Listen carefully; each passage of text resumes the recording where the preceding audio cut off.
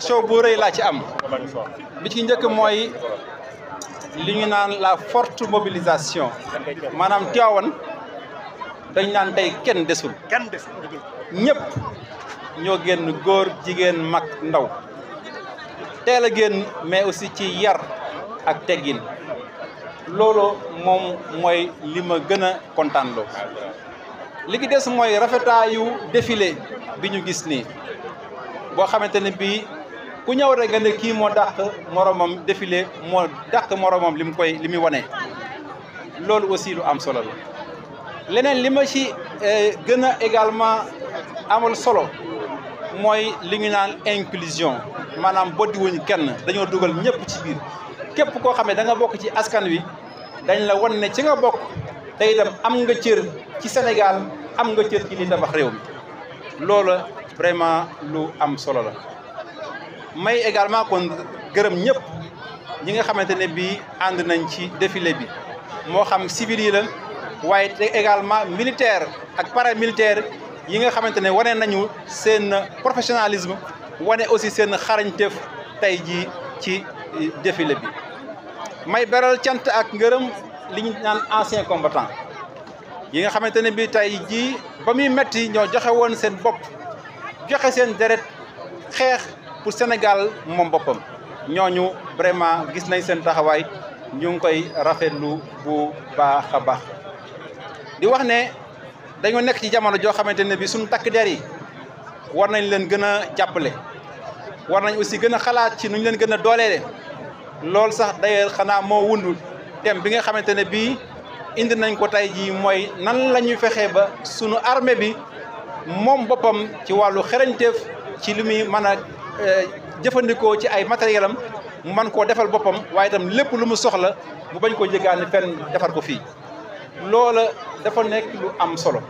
loo xamante ne bii njiitu réew mi son excellence monsieur Bassirou Diomaye Diakhar Faye moo ko teg mu dëppoo ak vision Sénégal 2050 ak dëppoo également li ñu naan la transformation systémique du Sénégal nan la ñu mën a toggee Sénégal nan lañ ko mën a tabaxaate ba mu gën a dëppoo ak ñun Sénégal bi ñu bëgg Sénégal bi nuroo ak ñun loolu dafa am solo ndax réew mi adduna bi jaxasoo na gis nañ fi ay jàngoro wala ay crise yu am fu sori waaye conséquences day ñëw ba ci ñun kon nag war nañ fexe ba ñun nan la ñuy moomee suñu bopp ci li ñu soxla ci li ñuy dundee ci li ñuy jëfandikoo ba duñ ko jéggaani fenn loola vraiment lu am solo loolu nag bu ñu ko waxee du caa gën a takk der yi rek la ñuy waxal waaye képp ku nekk war nga cee góorgóorlu élève bi jàng war na fexe ne man ëllëg war naa doon kiy créer drone bi nga xamante ne bii armée ci lay liggéey étudiant bi nekk université war na spécialisé wu ci science ba mën a découvrir loo xamante ne bii mooy tax du ñu ñee suñu benn réew kon ñoom ñëpp seen loxo ak seen cër mi ngi ci biir loolu dafa nekk lu am solo may gërëm également participation ñëpp wax naa jigéen ñi seen taxawaay rafet na association vie avec un handicap seen taxawaay rafet na daara yi école yi mën naa ne vraiment kenn desul loolu lu am solo la may également jeexal rek ci di gërëm ñëpp ñi nga xamante ne bii wax dëgg yàlla jàpp nañ ci parce que fête gi bu ñu ko gisee xam ne ay moyens ñoo koy def te on n'a pas lésiné sur les moyens yooyu tamit dafa am ñoo xamante ne bii ñoo ci contribuer ba mel nii ma ci gërëm les collectivités territoriales madame Seynabou Gueye Touré présidente du conseil départemental l'honorable député Demba Diop Sy représenté ici par son adjoint donc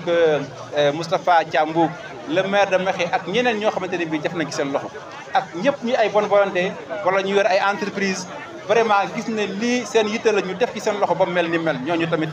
ñu ngi leen di gërëm bu baax a baax di gërëm kilifa diine yi mun ngi leen ñàkk a gërëm ndax seen jàppale ak seen gunge jiital ci sunu wayjur sunu sëriñ sunu kilifa le khalife général de Tidiane sëñ Babacar Sy Mansour nga xamante ne bi ay ñaanam ak ay conseil am musul tañ di ñu ko baaxee ñu ngi koy ñaanal yàlla yàggal ko fi te wér le khalife général des Khadres yónnee na fi Cheikh Bou Sidi Mokhtar ñu koy gërëm bu baax a baax le khalife général de Pire yónnee na fi ñu ngi koy gërëm le khalife général des Mourides sëñ Mountakha Mbacké Bachir moom tamit yónnee na fi ñoom ñëpp ñu ngi leen di gërëm jàngu bi tamit teewal nañ ko fi curé bi mi ngi fi pour wane Sénégal benn bopp la kenn mënu ko xar ñaar loolu kon dañ ko wane ci fête gi muy fête nationale di gërëm tam taxawaayu honorable député yi nga xamante ne bii ñëw nañ fi ñoom tamit ànd ak ñun ci bis bi di député département bi ñu leen di gërëm aussi bu baax a baax ci seen teewaay ak ci seen mobilisation di gërëm bu baax nag sunu soxna si bopp wax soxna Mati Gueye nuyu naa ko sànq di madame préfet ak sama mbokk ak sama xarit yi nga xamante ne bii ñëw nañ ànd ak ñun député bi défilé bi ñu ngi leen di gërëm aussi bu baax a baax di jeexal ci nag beral ngërëm le comité d'organisation bi nga xamante ne bii dama ko dénkoon adjoint préfet monsieur Mamadou Thiam mu ànd kook chef de service yi ànd kook force de défense et de sécurité yi ànd kook Tivaouane gépp ñuy liggéey guddi ak bëccëg ba man ñoo tegal feet gu mel nii ñooñu kon vraiment ñu ngi leen di gërëm bu baax a baax ci biir loolu ñi ciy gërëm commandant zone militaire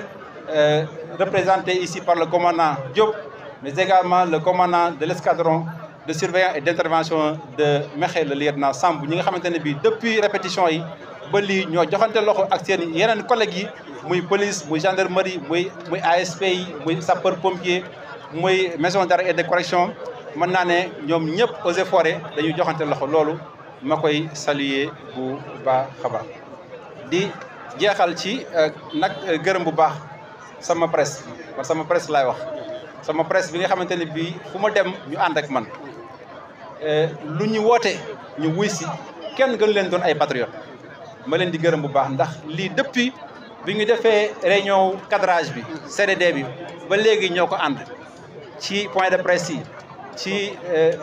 répétition générale ci li nga xamante ne mooy au flambeau ba tey jii ñu àndaat ko ñu leen di gërëm bu baax a baax di leen sant di leen ñaanal di ñaan yàlla Sénégal yàlla na jëm ci kanam Tivaouane yàlla na jëm ci kanam jërë ngeen jëf ci déglu de partager un sentiment d'entière satisfaction pour le défilé auquel nous venons d'assister,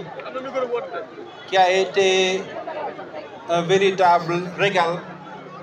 mais également qui a été d'un caractère impeccable et impressionnant. Il n'en fallait pas plus pour marquer en caractère d'or le 65e anniversaire de l'accession du Sénégal à la souveraineté internationale. 4 avril 1960, 4 avril 2025. Nous avons eu droit, en effet, à une belle démonstration de force de la part aussi bien des civils que des forces militaires et paramilitaires qui ont rivalisé d'ardeur, de professionnalisme, de dextérité et de finesse. Il s'y ajoute que cette magnifique fête,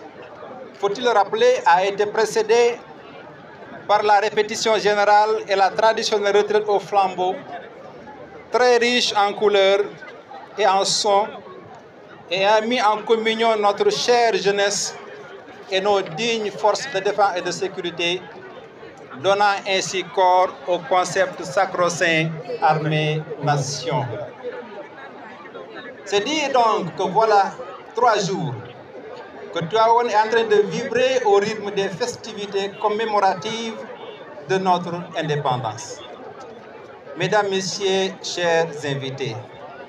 c'est le lieu de rendre un vibrant hommage aux anciens combattants qui sont le symbole vivant de la bravoure, de la combativité, du don de soi, j'allais dire du don de sang, et du sacrifice ultime pour défendre l'intégrité territoriale et la souveraineté internationale. À notre chère et charmante jeunesse, j'adresse mes chaleureuses félicitations pour leur belle partition, témoignant, si besoin en était encore, de leur patriotisme, de leur foi inébranlable à notre chère nation et à ses institutions, ainsi qu'aux autorités qui les incarnent.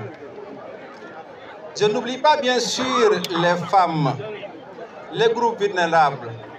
les daras, qui ont également fait preuve d'une belle participation. Autant dire que le caractère inclusif a été un des marqueurs de ce défilé qui a vu donc la participation de toutes les couches, de toutes les sensibilités de la brillante communauté de la cité de Seydi Hadji Malick Sy. À toutes et à tous, j'adresse ici ma fierté et toutes mes félicitations. Nos forces de défense et de sécurité n'ont nullement été en reste, étalant plutôt leur classe et leur professionnalisme qui constituent leur identité remarquable. Nos forces armées sont en effet à la croisée des chemins dans un monde où, aux défis et aux menaces multiples et protéiformes. C'est là où le thème de cette édition tire toute sa substance, à savoir, je cite, vers une souveraineté technologique et industrielle des forces armées. Une ambition portée par son Excellence, Monsieur le Président de la République, Bassirou Diomaye Diakhar Faye, cadrant parfaitement avec l'objectif de transformation systémique du pays et de la vision Sénégal 2050. Un challenge qui sonne comme un impératif de souveraineté nationale. En effet, les crises sanitaires et politico-sécuritaires qui ont secoué la géopolitique mondiale ces dernières années, perturbant ou brisant même les chaînes et circuits d'approvisionnement, ont mis à nu la précarité, des équilibres et la forte dépendance de nos États, aussi bien au plan économique, sécuritaire, commercial et justement technologique et industriel. Il va sans dire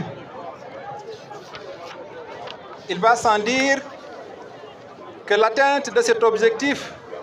au-delà des forces de défense et de sécurité, interpelle tout un chacun, notamment notre système éducatif, les étudiants, les élèves, les chercheurs, les industriels, les scientifiques, mais également ceux qui sont auteurs d'inventions technologiques. Ils sont tous invités à concourir à l'atteinte de cette souveraineté technologique et industrielle.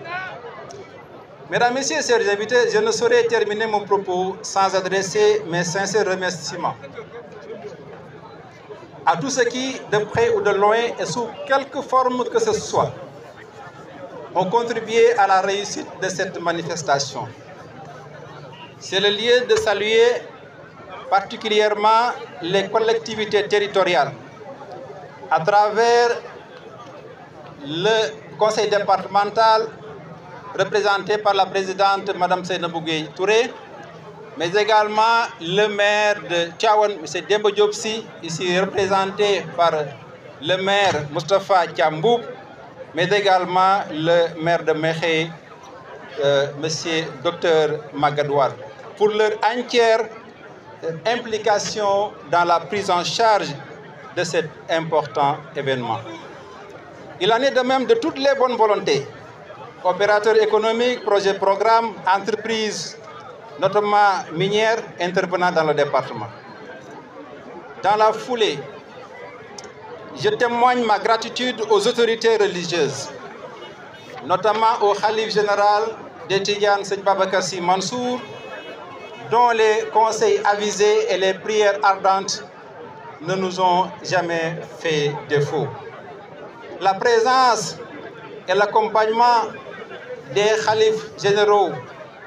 de Pire, mais également du khalife général des Khadr et du khalife général des Mourides ont été aussi déterminantes. J'associe également dans cette reconnaissance effectivement le représentant du curé, le clergé, le curé. Dans le même élan, comment ne pas magnifier la présence remarquée des honorables députés du département également qui sont venus communier avec nous. Permettez-moi également de saluer cette population tivaouanaise qui est sortie très tôt dans la discipline et dans la forte mobilisation pour participer à ce défilé. Je leur décerne ici toute ma reconnaissance et toute ma satisfaction. Permettez-moi à tout seigneur, tout honneur, de saluer également Madame le préfet, Madame Gueye, notre charmante épouse, qui est là à nos côtés et qui nous soutient. Je la salue, ainsi que tous mes parents et amis qui sont venus participer avec nous à ce défilé. Mesdames, Messieurs, chers invités, je réserve le dernier mot au comité d'organisation. Placé sous la coordination de l'adjoint au préfet et composé de toutes les sensibilités professionnelles et socioculturelles. Chapeau à cette vaillante équipe qui a travaillé d'arrache-pied, de nuit comme de jour, pour rendre cette fête aussi remarquable. J'y associe bien entendu les FDS, notamment le commandant de la zone militaire, mais également le commandant de l'escadron de surveillance et d'intervention de Mékhé, qui ont également joué une belle partition. Last but not least, j'adresse un satisfecit total à notre presse. À notre presse qui s'est donné corps et âme pour assurer une belle et entière couverture des différentes étapes de l'organisation de cette fête nationale. Vive Tivaouane, vive le Sénégal. Je vous remercie de votre aimable attention.